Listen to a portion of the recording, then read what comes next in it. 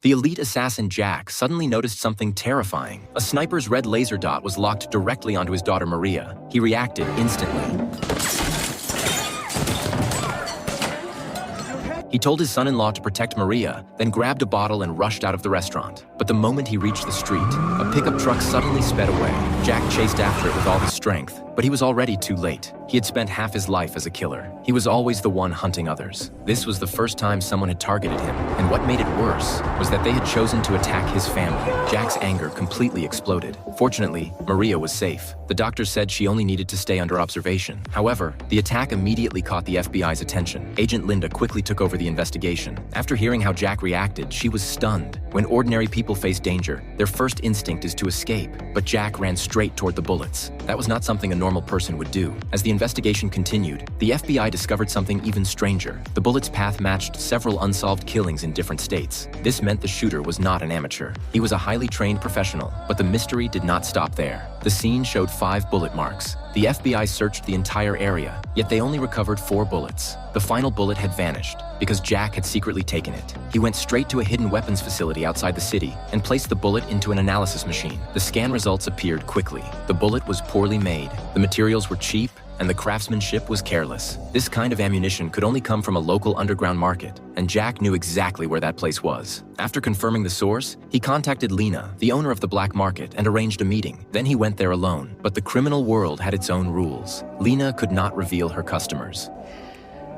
I wouldn't have lived this long if I discussed my clients. You may not live long if you don't. She stayed silent. She knew Jack was not someone to be underestimated, but when she picked up the bullet, her expression changed. She looked disgusted. She mocked the poor quality, saying it looked like something made by a beginner. That level of work was not even worth her attention. It was just a casual remark, but Jack immediately understood. He did not waste another second. He left the black market, but in reality, he never went far. Not long after, Lena walked out of the shop. Jack returned inside. This time, his target was the apprentice who made the bullet. You're moonlighting behind her back. Using her kit, her materials. Stupid, but ballsy. I know you made the bullet I was asking about. Your secret is safe with me. I just want to know who you sold this to.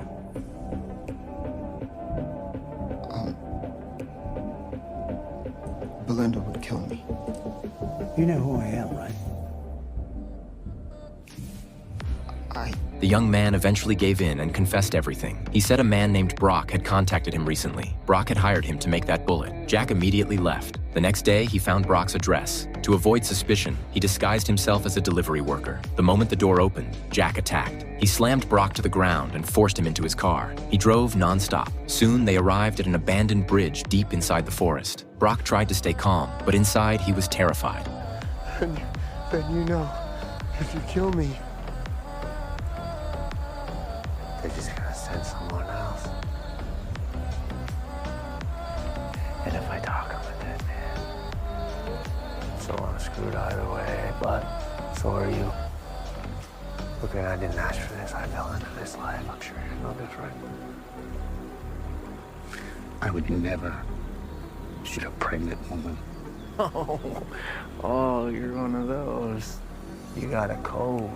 List of do's and don'ts. You think you only kill bad guys. That is self-serving crap. Jack was not fooled. He pointed the gun directly at him. Finally, Brock broke down. He revealed the person behind everything. His code name was the Ferryman. No one knew his real identity. He only appeared to deliver assignments, then disappeared without a trace. Nobody had ever been able to find him. After hearing this, Jack became even more confused. But he understood one thing. Brock was no longer useful, so he knocked him unconscious and threw him into the lake. Whether he survived or not was now up to fate. After finishing everything, Jack turned around and walked away. But after only a few steps, he suddenly stopped. He was lost. And the strange thing was, he knew this forest perfectly. As a professional assassin, he could remember every route and every detail. He used to be able to escape this place even with his eyes closed. But now, his memory was failing. It was all because of Alzheimer's disease. The illness was slowly destroying his mind and his entire life. For the first time, Jack felt real fear. After a long time, He finally managed to find his way back. When he returned to the car, his phone rang. It was Maria. She told him she had already left the hospital, and she wanted to have dinner with him that night. But Jack had no idea that this ordinary family dinner was about to reveal his hidden identity. You're not staying? Steaks will be done in 30 minutes, and then you guys can spend time together. It's only 4 o'clock. Well,